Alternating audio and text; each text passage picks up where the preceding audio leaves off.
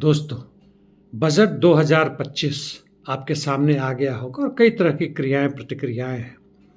सबसे पहले शुरुआत करते हैं। देश के प्रधानमंत्री नरेंद्र मोदी ने कहा कि सरकार का खजाना कैसे बढ़ेगा। अभी तक के जितने भी बजट आए हैं उनका ध्येय यही रहा है, इस बार पहली बार नागरिकों का जेब कैसे बढ़ेगा।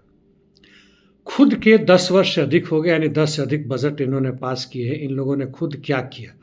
क्या यह जनता के साथ अभी तक मजाक कर रहे थे? वैसे विपक्ष के नेता, कांग्रेस के नेता राहुल गांधी ने कहा है कि बजट में जो भी है मतलब उनका ही था। इसके कारण है क्योंकि अभी हमारे भारत की आर्थिक व्यवस्था ढुलमुल है। वह एक तरह से कहें तो रिसेशन में जा रहा है और उसके बारे में कुछ ना कहा गया है, बल्कि एक तरह से यह राजनीतिक बजट है।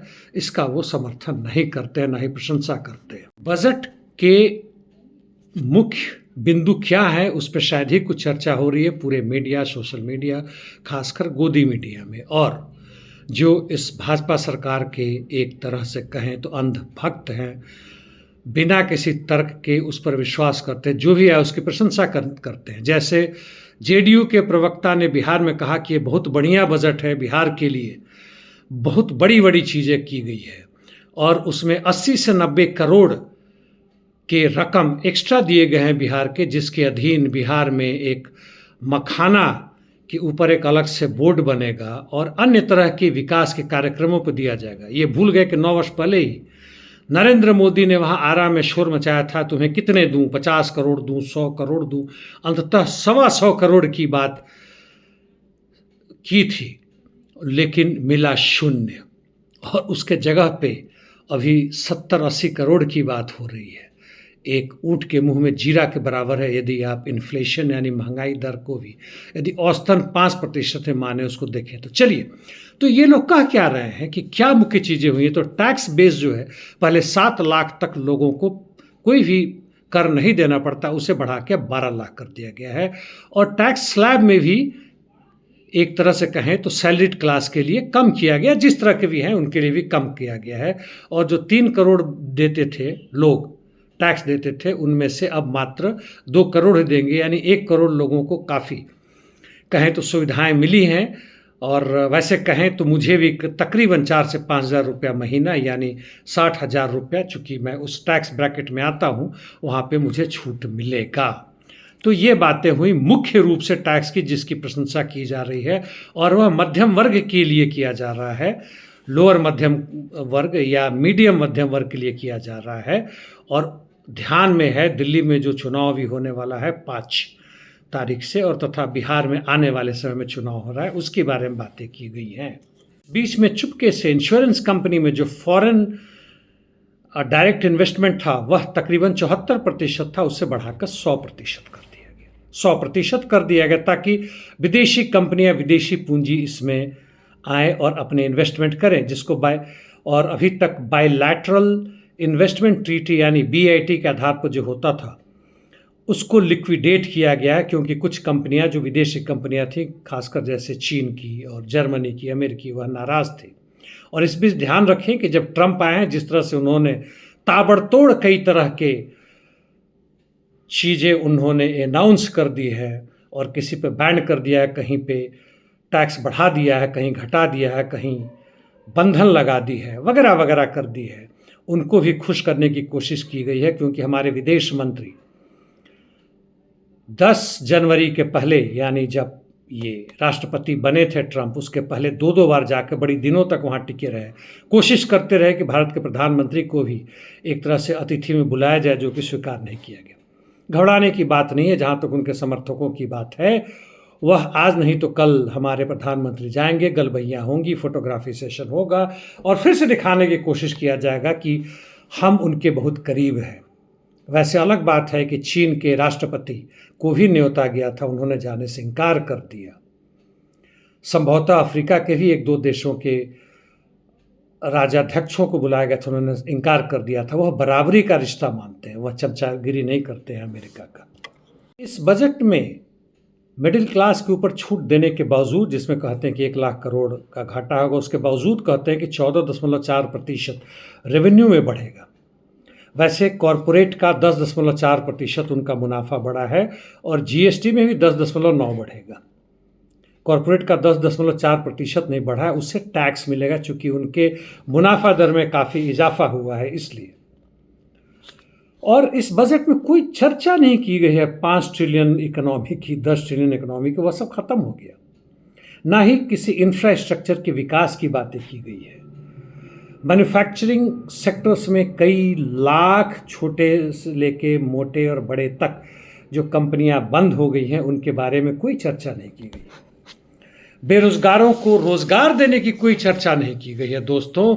और जो घर देने की बात हुई थी लाखों करोड़ों लोगों की 2014 में ही, वो 24 तक वह ध्वस्त हो चुका है। वह हवा खिला थे और हवा में ही रह गए। आते हैं स्वास्थ्य सेक्टर में। यहाँ पे बजट जो इसके पहले वाले बजट में 1,25,000 करोड़ था, वह घटा के 1,24,000 करोड़ कर दिया गया 25 में। इन्फ्लेशन अलग, उसको ले तो शायद 1 लाख करोड़ ही बचेगा। यह हुआ हेल्थ का। एफडीआई के बारे में मैं बातें कर चुका हूँ। और अब आते हैं मुख्य जो विषय का चर्चा रहा है इस बजट में, वह मेक इन इंडिया की बातें हुई हैं।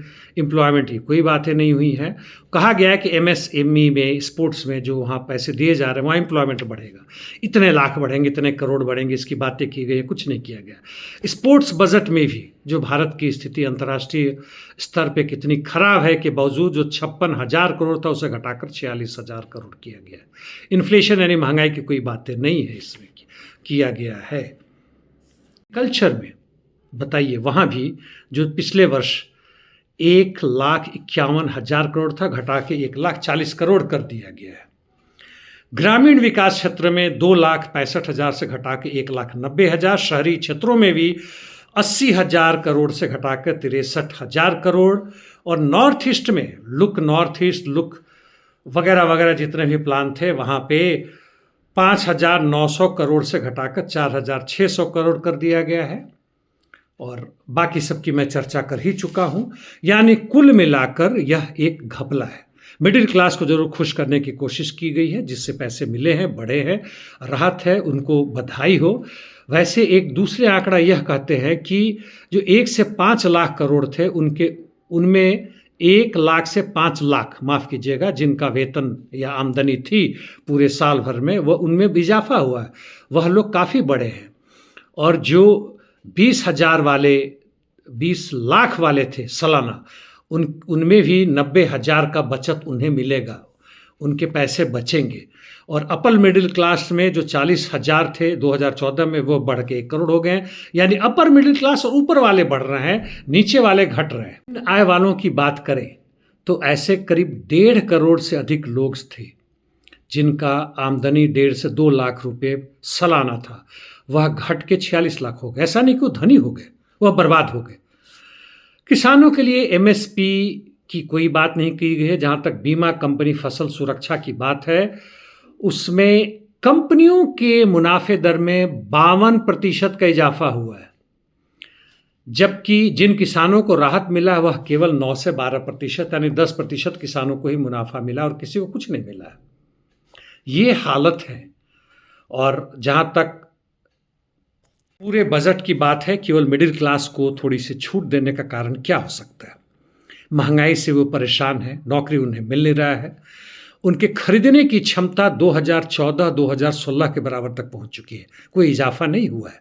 ये टैक्स बढ़ने से थोड़ी राहत मिली है, क्योंकि वह विद्रोह करने पर वह भी मजदूर वर्ग के साथ, दूसरों के साथ मिलकर शामिल होने की बातें कर रहे थे। 2024 के लोकसभा चुनाव में यह साफ दिखा। हरियाणा और महाराष्ट्र में जो जीत हुई है भाजपा की, उसमें खुलेआम धांधली हुई है। हारे हुए लोगों को विजित घोषित किया गया और कुछ बात नहीं है। और यह दिखाता है कि किस तरह से आज का पूंजीपति वर्ग सहमा हुआ है, डरा हुआ है, और यह लॉलीपॉप लेके आ रहा है आपको। मोनोपोली प्राइसिंग बदस्तूर जारी है। जीएसटी में कोई भी परिवर्तन नहीं है, वैसे ही लूट जारी है। पेट्रोल डीजल के दाम वैसे ही बढ़ते रहेंगे, गैस के दाम होते रहेंगे।